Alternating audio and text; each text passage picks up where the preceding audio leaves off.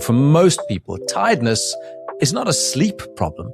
It's an energy production problem. And those are two completely different things. Wait 90 minutes after waking up before your first caffeinated coffee. Your adrenal system will thank you. WhatsApp the word sleep to 072 702 1702 and we'll send you the link to watch the full video on Prime Media Plus. Top stories. Get the news before it's history in the morning. Well, somebody that follows the game of football, hey? I suppose from the shadows of the technical area to the brightest stage on African women's football soil. Now, we all watched the Malawi Scorchers. They've rewritten their own history. And so has he. I mean, they arrived at the Women's Africa Cup of Nations as debutantes. They leave as Africa's runners-up. And more importantly, unlike what we were chatting to Coach Desiree about, they are FIFA Women's World Cup qualifiers. So they threw. And behind that remarkable transformation was a deliberate focus on preparation. I would imagine professionalism as well, discipline, creating a high-performance culture. And there was a South African who joined the Malawi technical team shortly before the tournament, played a significant role in that journey as well. I mean, he is a man who's believed, and as we've spoken to him many a time, and believes that, success isn't accidental. It is something that is engineered through planning, science, discipline, unified vision. He also helped to introduce a methodology that I'm going to talk to him about because there's a lot. They got two fantastic sisters that play for the Malawi national team.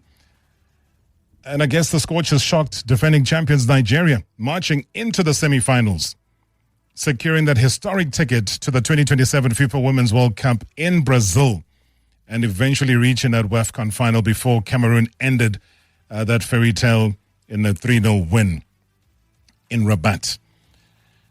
Well, I guess this is a story about changing mindsets, building standards, creating belief, and providing that with proper planning and unified approach, African football can produce these extraordinary results. Now, his name is Sudesh Singh, Malawi's women's national team technical advisor. It's been a long time coming, sir. Welcome to Marawa Sports Worldwide.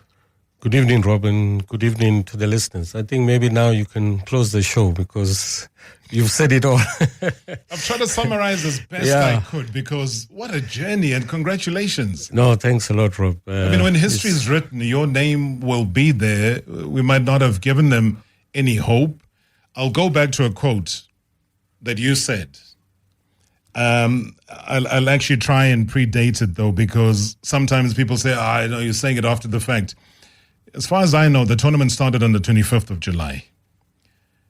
Around about the 1st of July, which was then published on the 2nd of July, you said that Malawi has a talented group of ladies and can be a dark horse in this tournament. That was the 2nd of July. It was published. Tournament started much later. Why did you have that sense of belief? Yeah, Rob, I think that was when I just got to Malawi. We had a pre-tournament camp there. And I think after 2 or 3 days observing their training sessions, and I think the majority of this success, you got to give it to the players, I've never seen a group of players like this, Rob, who knew that they were underdogs, dark horses, They never believed that they would probably even win one game, and they went out there with that belief that they could take on anyone and win every game. And you mentioned the Chawinga sisters, they are world-class players, those. But also, besides them, there were also other names who were fantastic. There's two young players, one, Rose Kadzere, who plays for Montpellier in France, yes, and Faith Chinzumu, who plays in Sweden, Two outstanding young talent. One is 19, one is 20. So when a lot of attention is put on the Chawinga sisters, these girls pop up and they score. Against Egypt, they scored the 3 goals, Yes. So when you look at the talent, and once again, I'll emphasize that the success that Malawi has achieved is due to the players. The players were absolutely fantastic on and off the field.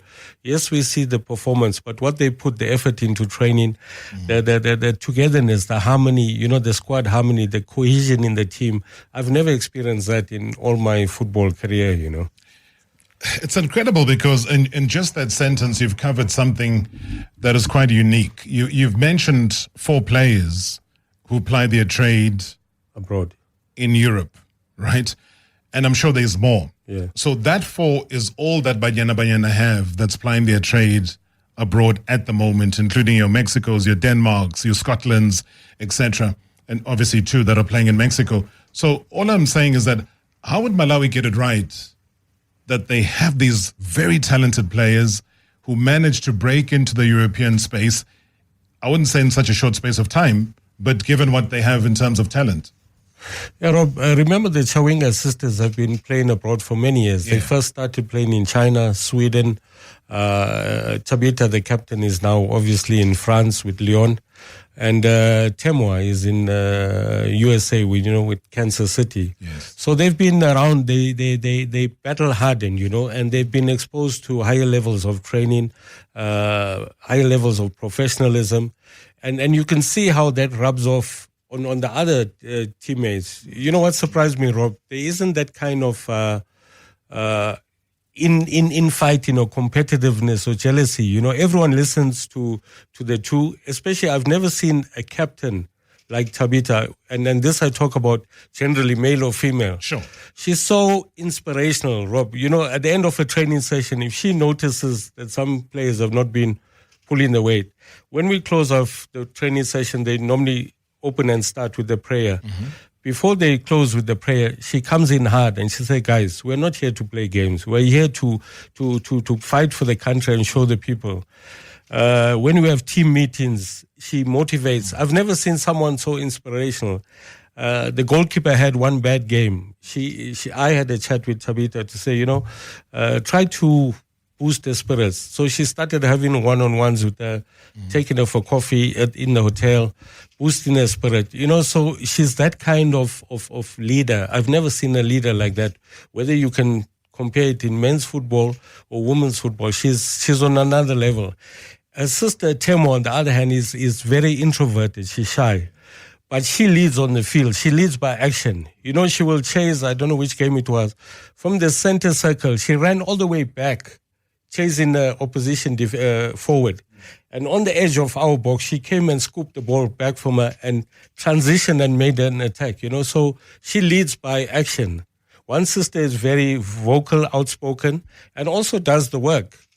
And you can see by the amount of goals we scored. We're the leading team with scoring goals, So when I looked at the team, together with the analyst I took, Tari Stein from UJ, before we took the assignment, we actually went through about 8 games of theirs, in the last 2 years. And we looked at it that, okay, there's an obvious strength. Attacking, they have this force, the 2 sisters, the 2 younger girls, and there's also an athlete who was at the Commonwealth Games, Asamania. Yes, she was in Scotland. She missed 2 games because she was in Scotland. Yeah. And she's a winger, so she brings something extra. So we're looking at these 5 players who offensively, they give you so much. So I didn't focus too much of that myself on the technical stuff. So we said, what were the weaknesses in the previous games? We looked at the tapes. We saw that the defense was not very well organized, not very compact, structured. So we started working on that to get this integrated into the game model, a good compact defensive structure, and then the obvious attacking force that you have, And I think we managed to achieve that.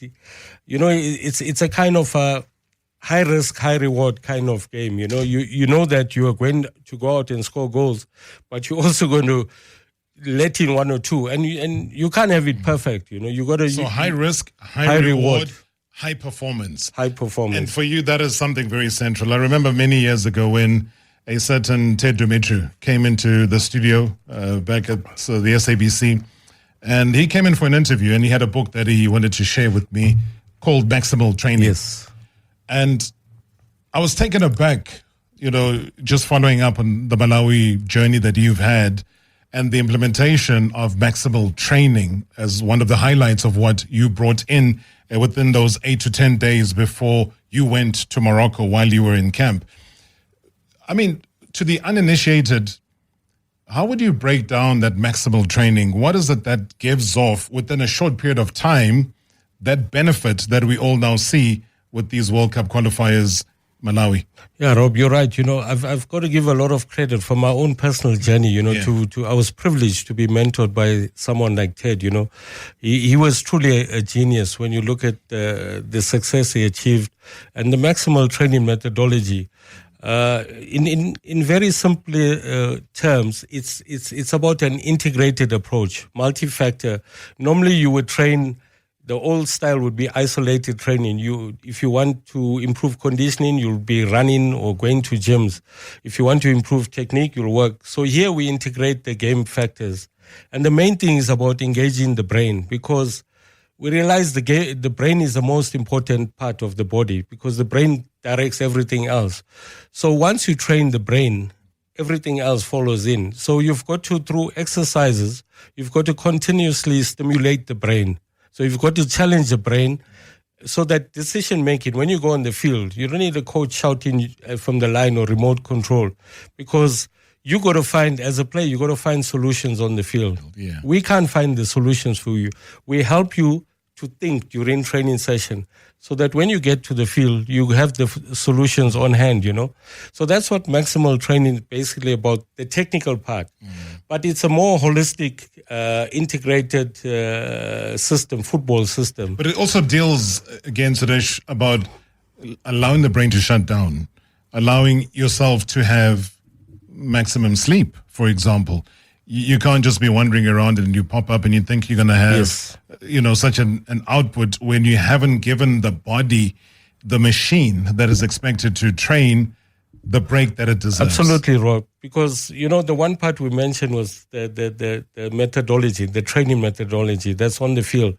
Off the field, you got to pay attention to detail. As you rightfully mentioned, your sleep, what you eat, your hydration, supplements, creatine, all kind of protein drinks, So you got to create that environment. It's a holistic high-performance environment.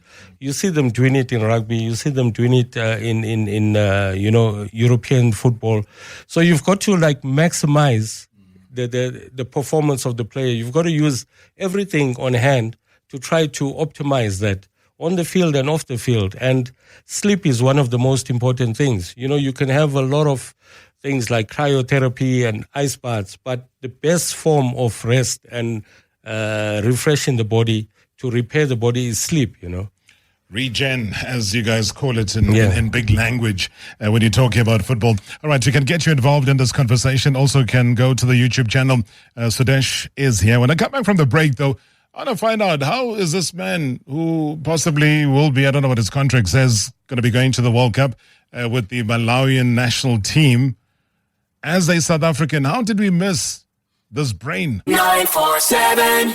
Taking your calls, Sudesh Singh is my guest, Malawi women's national team technical advisor, also taking your WhatsApp voice notes. Good evening, Rob. I just want to say big up to a team like Sundowns, where Sudesh started working, and now we see the likes of Bo, Rolane, Coach Mangoba, they are working in Africa. So the development at Mamelodi Sundowns is so huge to a point that now it's helping Africa. And I was very impressed with the Malawi girls, because they were beating almost everyone except in the final. But I foresee them going very far. Thanks. It's Petros from Eploke. Hey, Petros, thank you so much indeed. What do you say to that, Sudesh? Yeah, thanks for that. It's someone who obviously knows the history of Sundowns, especially. With Ted, I actually had two spells there, with the great 96 team with Roger Fatumba and that lot. I was coaching the reserve team, the OJ Mabizela and that crew of young players. And then in 2008, Ted and I went back. We started the Sundowns Academy, what is now well established. The first lot of Sianda Kulu, Keegan Dolly, that group of players. And we brought in a lot of, there were a lot of good coaches who also came on board, Zippo Dlangalala, Dan Malisela, Floyd Mohale, Sam Mbata, who's still there now, legendary Sam. So there was a group of like-minded coaches, because these are some of the coaches we all go way back, the original school of excellence at Esland Park. when Ted and Neil Tovey were involved, and all the coaches, Mandla, late Mandla Mazibuko, Thabo Dladla. Yeah. So we all got schooled, and I think, Rob, that is what makes us a bit different from others. We have a sense of identity as coaches, We are pure African coaches. We admire what happens in other continents and other countries, but we believe fully in the African player, in the strengths of the African player, the skills, the creativity, and how to maximize that talent, So I think we are that group of coaches who still stick to that. There's the younger crew who's coming up. One of them is at Sundowns, Selekedi Mohale. I think he's the most successful youth coach in the country. He's the younger crew who's coming through. At Pirates, we have Kolisi Ngomazulu is there. And there's others around the country who are doing it, and not only in South Africa, around the continent. There's Vincent Piri in Botswana who's doing great work. And it spreads around. So, I like to borrow a word that Zippo always says, that we are many, but we are few. Yeah. He's another professor, unbelievable football brain, himself, Thabo Dladla, Sam Bata, I could go on and on. So we have this tight core and we believe in something and we always go, forward. It comes at a huge cost, Rob, because, we don't compromise on it. And if we see there's no sense of professionalism at a certain club or environment, you step aside. We rather starve. It comes at a huge pain, Rob. Yeah. You suffer, and it hits your family. Your kids have got to suffer. I got divorced because of football. My ex-wife couldn't handle the instability. You work, you don't work, and share to carry the can. My kids had to drop out from university. And. So it comes at a huge cost. People only see the glamorous part of it, but behind it, there's a lot of pain and suffering. You get ostracized, you get marginalized.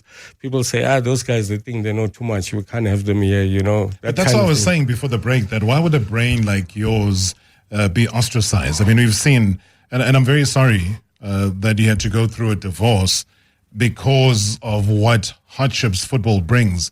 And I think even a great football brain like Pep Guardiola he got divorced recently, yes. Has had to go through the same. And I know maybe 3 or 4 others, which does really make sense for me to mention here. After speaking to the man that I'm going to put on air, and I haven't spoken to him, seen him in such a long time, just shocked to see his name flash up on the screen. I want to go back to that, is that why did South Africa ignore you and Malawi saw what you have? But let me welcome Undate Greg Mashilo. Good evening and welcome to the show. Good evening, Robert, and good evening to Sudesh and the listeners. Wow, so great to speak to you. Haven't spoken to you in the longest of time. I must thank Sudesh, though, for being on the show to have your voice come through. Exactly, because who I am today is because of the surrounding people behind me, and Sudesh is one of them. Tell me more. When you see me being the president of SAFCA, the South African Football Coaches Association, we have adopted that maximal training as our principal, way of doing things. And definitely, yes, we have been sidelined. Out of all the rejections, one day they will be accepted. And if this cannot be seen now because of the hardship, Sudesh is just giving you, a cherry on top. The sidelining that we received, marginalized, even people losing their jobs because they are maximal training principled critical thinkers coaches. And that's all what we say now. To support Sudesh, that issue, the hardship we went through is unbelievable, Robert. And, this discipline of maximal training, it's not an issue of saying we take some people away. It's a researched, a concept or principled, a type of methodology. And I would like to say congratulations to Sudesh to show what Malawi can do with only the technical, with the few days he had with Malawi. Had we been accepted since 2014, after introducing this to SAFA, things would have been better now for all the football in South Africa. I don't want to go more into politics, but to congratulate Sudesh for his stunning work and good job we have done, Sudesh. We are welcome here home. maybe the doors will open for us to be able to spread the gospel of maximal training. Greg, before you leave, let me ask you a very straightforward question. Who's behind the sidelining of great brains like yourself and Sudesh? Well, the people who don't know the knowledge of football. I don't want to put names in front of here before we go to a commission. But, the authorities who can give us the leeway to say, now here we are, give us the platform, let's show you this, and that will give us a lot to show. Sorry, Greg, just a quick one. Is it SAFA? Well, yes, it is SAFA. Okay, let's leave it there for now. Greg, let's leave it there for now. And it's simply because of time, not because I don't want to hear what he's saying, but I wanted to get directly to it. Why would SAFA not see what potential you have? We've always known of your potential. People watch it on television every time. A lot of the newbies or whatever would have seen what you have in terms of brains of football. Why do they sideline you? Robert, I think it's not like SAFA per se. I think it's people within the system, I think people feel threatened or they feel there's jealousy because something is not coming from them. Greg mentioned 2014. Even when Ted was alive, we had presented things to SAFA Technical Committee. We are the first people in the African continent who had designed the national playing philosophy together with the training methodology. We presented it numerous times to the technical committee at SAFA, various technical directors. I think it goes from the time of Serame until the last one, The last one before Nseki, Zippo had designed the first in Africa intensive youth coaching course under SAFCA. 20-day, it doesn't exist in African football. We even took it up to CAF. The former director of development, Raul Chipenda from Angola, even told us, he said, guys, this is what African football needs, and we don't have it. But you got to go through an FA to get it endorsed. We presented again to SAFA. Nothing happened. So we are actually, by marginalizing us, we are killing football because we're not producing quality coaches. Maybe you're too educated and you become a threat. Lieutenant General Ntanhla Mkhwana said something about education being very key in moving forward. Maybe they feel that whatever you've written down, which is the same thing with Carlos Queiroz, he left a document and a half here before he left for Man United, before he left for Real Madrid. And he has always said, he says, Rob, you know what, I know that thing is gathering dust in the SAFA offices, but let's hear what the people have to say. Hi, Rob. Greetings to you and all the listeners. This is Joy from Wattville in Benoni. Rob, congratulations to the Scorchers for the great job that they showed the whole world in Morocco. But then, to them, my message is they need to work extra harder now because going to the World Cup, they wanna need to be strong because all the teams have watched them. And they'll be coming hard and strong whenever they'll be playing against them. But with the performance that they showed us, I think they're gonna prove to the whole world that it was not just by luck. Thank you. Sharp. Hi, Mr. Marawa and the team. My question to your guest is, what is more important, to try to focus on the strength of your opponent or to try to focus on your internal strength? David in Parkwood. Hey Rob, it's Soli here again. Rob, you are having with a very good guy, the Sudesh. I used to watch him on the SuperSport Soccer Africa. That man, I respect him. I think South Africa they are missing a very a good person there because of he knows how to develop players. His mentality is very strong. I think Mr. Sudesh, I wish you all the best, man, and on your journey to World Cup with Malawi. We saw Malawi playing a very good football, surprising people, and after I hear that you were there, and then I started to believe that that's why Malawian team playing good football because of you are involved. Your knowledge in football it's very important. I used to listen to you the way you analyze games on Soccer Africa. That you are the man. Thank you, man. I wish you all the best. That you can do well in the Malawi. I believe the next if the contract ends in Malawi, I believe SAFA they are watching you, my man. Thank you. Thank you so much. We've been watching him. I don't think they were interested. Because of time, Sudesh, maybe a quick one that David and Parkwood mentioned is that, do you focus more on internal or opponent's strength?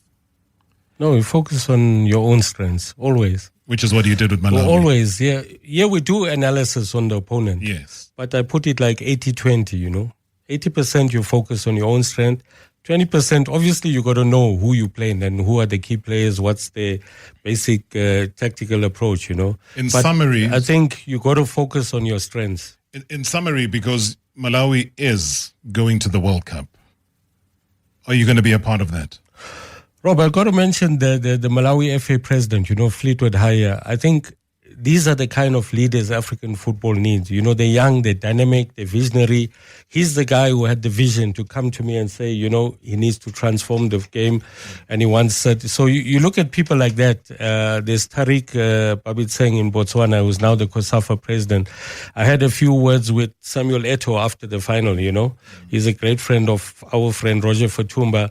And the new breed of leaders that are coming in Africa, I think in the next 5 to 10 years, African football is really going to go to another level.